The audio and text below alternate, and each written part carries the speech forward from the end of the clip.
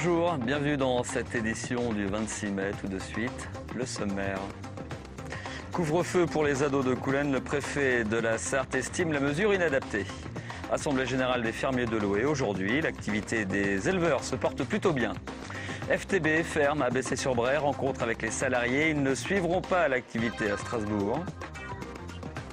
Et puis football, avec le match de la dernière chance pour le Mans FC qui espère toujours la remontée en Ligue 1. 900 voix pour une mélodie. Les chorales des collèges sartois sont en concert dans le département en ce moment même. Si dans la commune, la mesure est plutôt bien accueillie, la préfecture ne digère pas totalement l'arrêté municipal que le maire de Coulennes a pris mercredi pour interdire la présence des enfants mineurs dehors à partir de 23 h. Laure Girard, Benoît Doisy. Une réponse improvisée à une question mal posée. C'est ainsi que le préfet qualifiait ce matin l'arrêté municipal relatif à la circulation des mineurs de moins de 14 ans, mis en place hier par le maire de Coulennes. Une décision prise sans concertation préalable avec la police et le procureur de la République. Pour les forces de l'ordre, l'idée d'un couvre-feu ne résoudra pas le problème des incivilités et de la délinquance. Moi j'ai du mal à comprendre, si vous voulez, qu'on essaie de faire croire qu'un arrêté municipal de couvre-feu est la réponse, alors que la réponse, elle est ailleurs. La première réponse, c'est la vidéo sur ce type d'espace. Pourquoi? Parce que lorsque les gens, effectivement, vont trop loin dans l'occupation de l'espace, lorsqu'il y a des représailles, des bagarres, etc., eh bien, tout ça est pris en charge par la vidéo et permet de faire un traitement judiciaire approprié.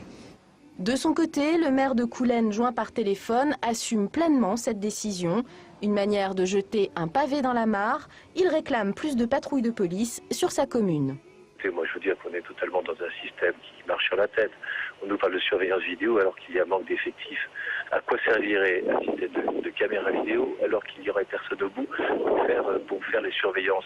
Moi, j'attends qu'aujourd'hui, l'État revienne à des fondements basiques qui ont été supprimés par Nicolas Sarkozy en 2002. Il faut un retour de la police de proximité dans les quartiers qui fasse appliquer les règles minimales de l'ordre social républicain.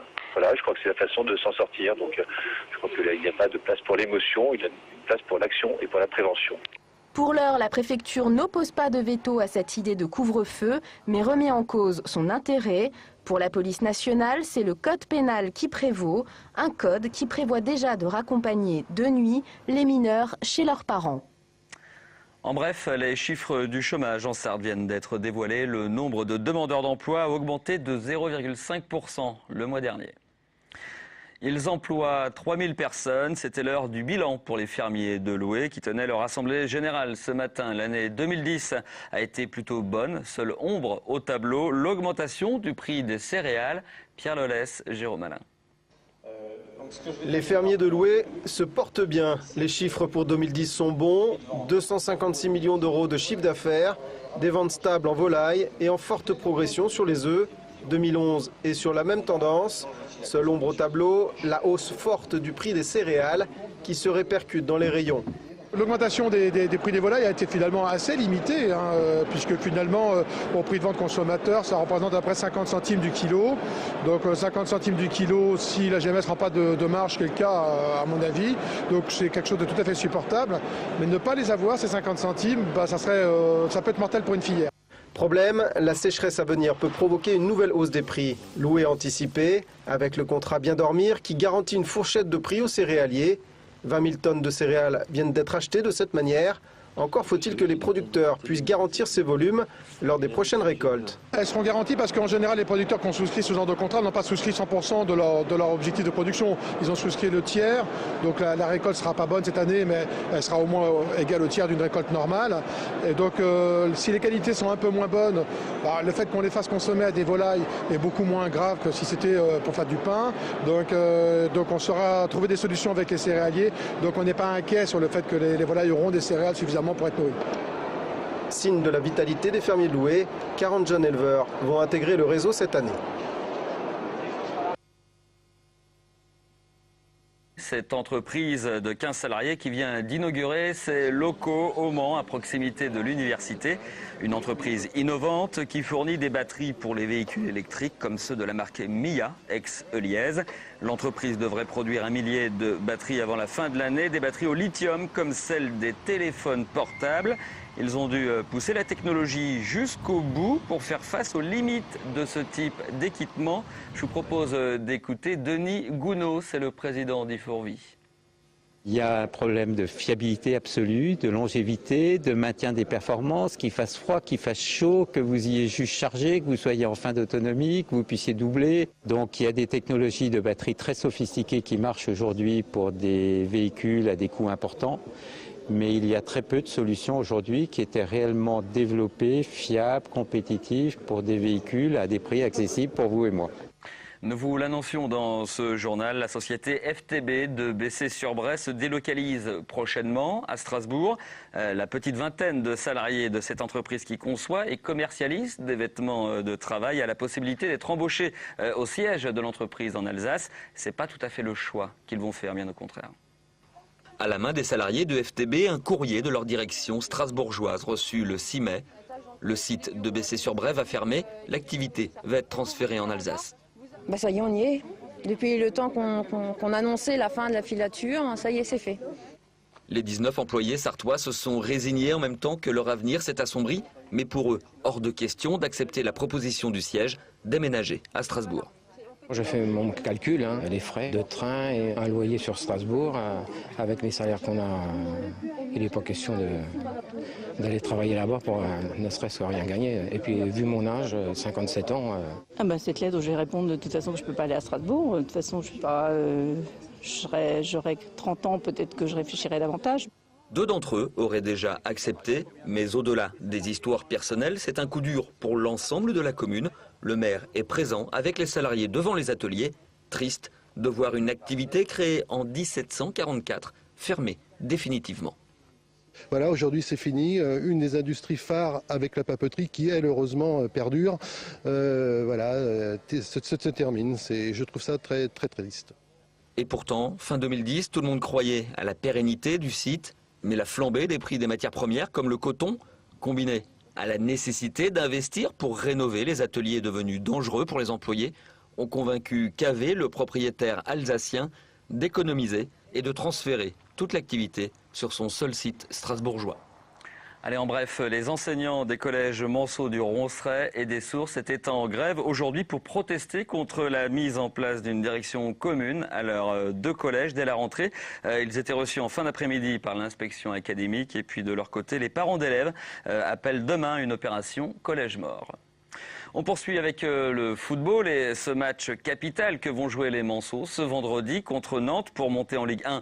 Le Mans FC n'a pas le droit de perdre, mais ce ne sera pas suffisant, peut-être. Plus d'explications avec ce reportage de Pierre Lelès et de Jérôme Alain.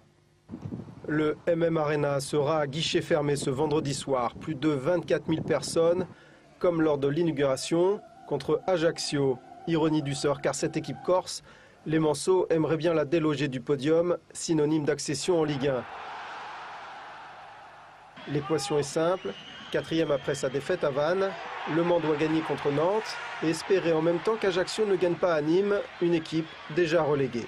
Autant dire que demain, les yeux des supporters manceaux seront sur le terrain, mais les oreilles au stade des Costières de Nîmes. Du côté des observateurs, l'optimisme est plutôt tempéré. Je dirais 15-20%, mais il faut jouer le coup. 50-50. Arnaud Cormier, lui, veut préserver des joueurs sur ce qu'ils doivent faire, gagner, au point que sur le terrain, l'équipe n'aura pas connaissance du résultat d'Ajaccio, du moins pas tout de suite. Pas avant l'heure de jeu.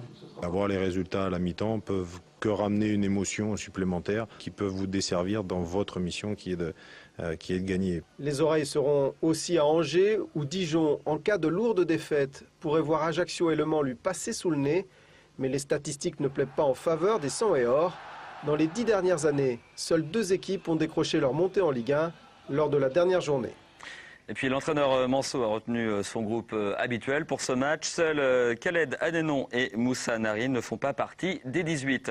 À noter par ailleurs qu'un mouvement de grève est prévu ce vendredi à la CETRAM.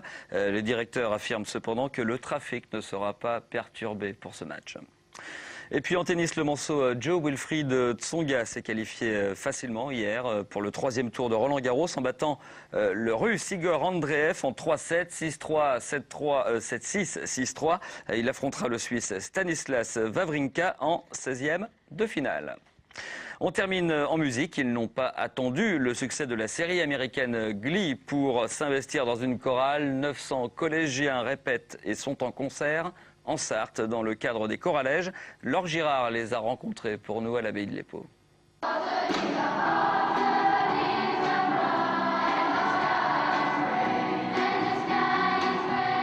Dernière répétition avant la 13e édition des choralèges. Quelques ajustements sont nécessaires, mais les élèves sont prêts et surtout motivés. De la 6e à la 3e, les participants ont pris sur leur temps libre pour répéter quelques heures chaque semaine. Un engouement pour le chant choral qui leur ferait presque oublier le trac avant de monter sur scène. C'est bien de chanter, on trouve que l'animation aussi, faire le concert, des choses comme ça, c'est devant tout le monde, c'est exceptionnel, on n'a pas tout ça dans nos vies. Qu'est-ce qui est exceptionnel pour toi? De chanter devant autant de personnes. Et de ne pas être seul, et puis c'est agréable parce qu'on se sent bien. Plus de la moitié des collèges sartois participent à Choralège. L'occasion pour les équipes pédagogiques de transmettre les valeurs d'ouverture culturelle et d'engagement dans un projet. Nous aimons aussi les confronter au professionnalisme musical, ne serait-ce que d'employer des musiciens professionnels. Et pour eux, c'est un instant de magie et ça exige bien sûr de la rigueur. Autre vertu du chant choral, l'apprentissage de l'écoute de l'autre, à commencer par son voisin. Il y a une vraie osmose entre eux puisqu'ils répètent chacun dans leur lieu et qu'ils peuvent se retrouver à 3 ou 4 collèges, à 250 par exemple comme ce soir. Ils vont être 250 à chanter. Je trouve que c'est assez magique et assez extraordinaire. Rendez-vous les 30 et 31 mai en l'abbaye de l'Épau. D'autres représentations sont prévues jusqu'à la mi-juin dans différentes salles Mansell. Et voilà, ce journal est maintenant terminé. Merci à vous de l'avoir suivi. Prochain rendez-vous avec l'info demain 18h30 pour le direct. En attendant, passez d'excellents moments sur LMTV. Au revoir.